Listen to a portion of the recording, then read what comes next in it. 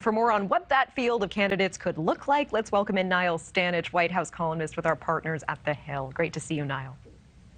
Good to see you, Natasha. So let's talk about Nikki Haley, former ambassador to the UN under Trump. She is saying this weekend she is looking into that White House run. The question with any challenger is whether they could take on Trump. So what are your thoughts?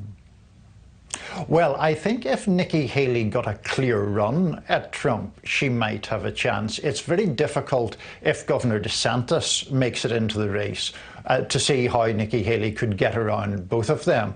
If it were Haley versus Trump, it is clear that she represents a very different vision of the Republican Party.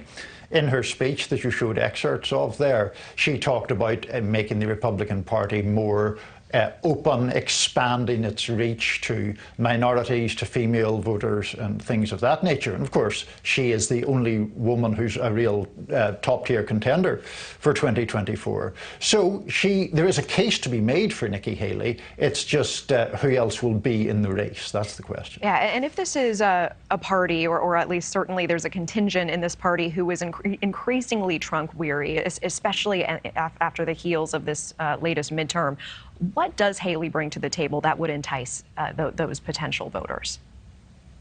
So she brings a few things. One is that as a former governor of South Carolina, she can talk about her own record in office and she can present herself as an executive who is competent. And competency is a word that we heard a lot of at this conference.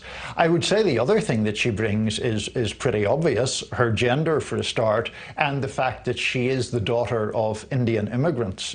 She was the first non-white governor of South Carolina. So in that respect, she herself is a sort of emblem of a more outward-looking Republican Party.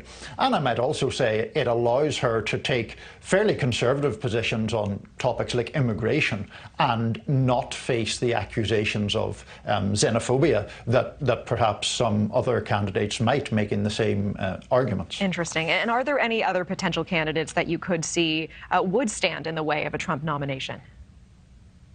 Well, I mean, we've already mentioned Governor DeSantis as the prime challenge there. It seems like the former Vice President, Mr. Pence, is going to make a run, although he polls pretty low in a lot of these opinion polls. So the other one that isn't really been mentioned as much as he might be is Senator Ted Cruz of Texas.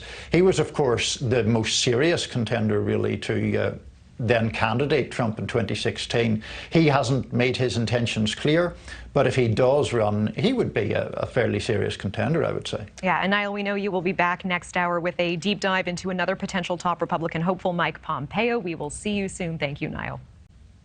See you then.